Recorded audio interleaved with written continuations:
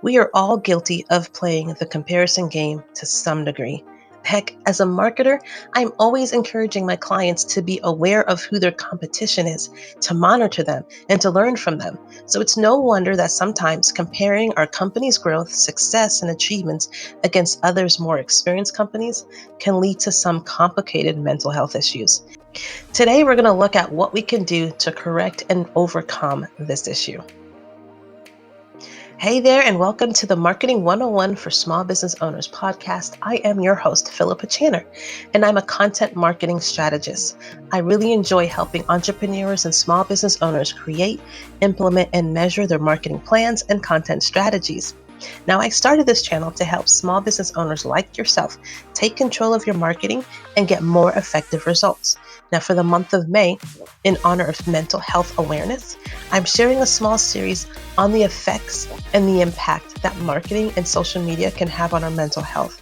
Over the past 3 weeks, I touched on different ways that both the consumption and content creation of marketing messages can really have an impact on our mental health. So today, we're going to wrap up the series looking at how playing the comparison game of our business against the success and accomplishments of others can be harmful. Comparisonitis is a term that refers to the tendency to compare oneself to others. And in our case, it's comparing our business to that of someone else that is similar to us.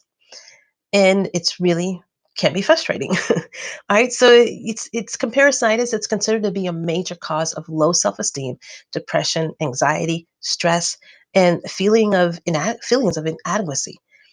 It is the tendency to compare ourselves to others in order to determine our own self worth or the worth of our business. And it's a trap that many people fall into, and it can have negative effects on our mental health and our mental well being. And here are some ways that we can overcome comparisonitis when it starts creeping up. Right? So the comparison game is a game that we all unfortunately play. We compare ourselves to others, and oftentimes we find ourselves feeling inadequate, but it doesn't have to be this way. All right, so we need to be more self aware and understand that we are our own people and that we have our own set of talents, our own strengths, weaknesses, and skills. We are not the same as anyone else in the world, and we shouldn't try to be. And as small business owners, the same goes for our individual companies. We have put our hearts and our souls into our businesses. And if we did it right and we didn't just copy and paste someone else's design, our business is unique and it's special. Each company has a different story and a different journey and its own unique proposition and its own unique value. And while there may be a lot of similarities in companies that offer the same product or service as us, it still isn't your product. It's with their office and their services. It's not yours. You have your own set of strengths, weaknesses, opportunities, and threats that no one else has. So be sure to take the time to reflect on that fact. No, your business isn't XYZ company that's making way more money than you right now, but your business is your company and it will grow at its own pace.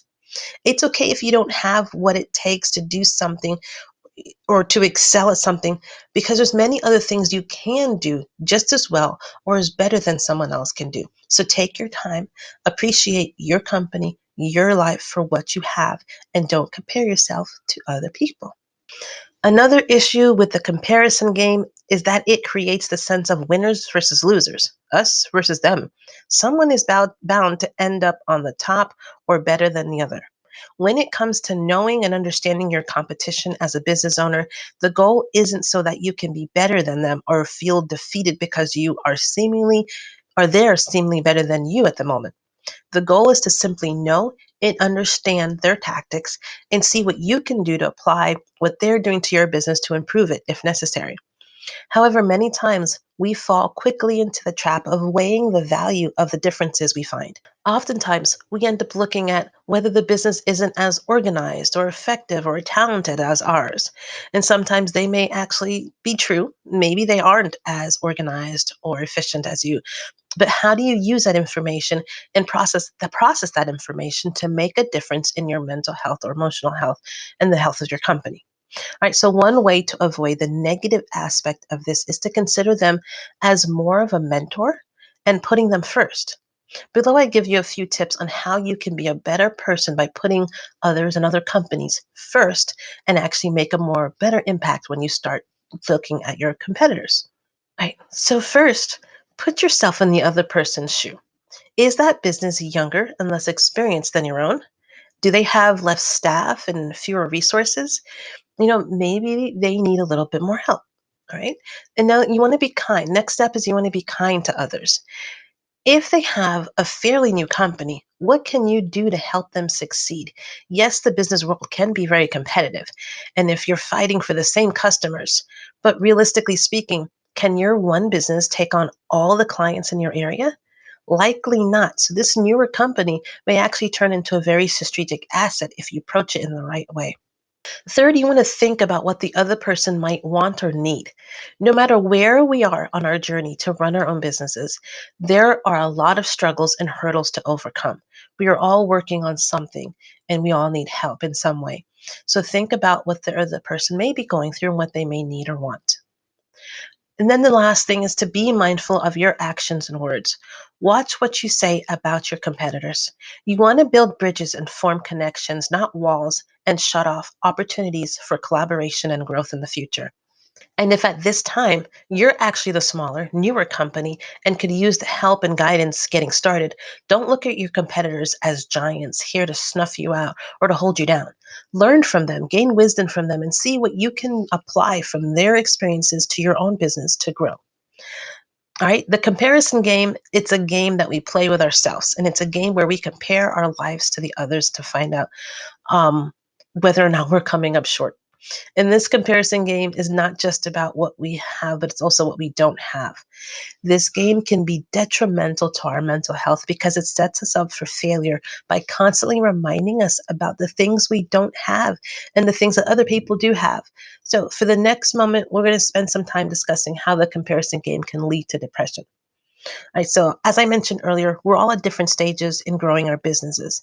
So some of us are just brand new and barely have an idea of what we want to market and to sell to others, while others have been doing this for over 25 years and have evolved their company several times over to become better.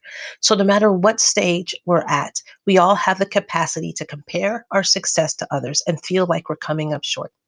That is why I'm a strong believer in not measuring my success or our success against somebody else's ruler, but creating our own goals and our visions for where we think we should be.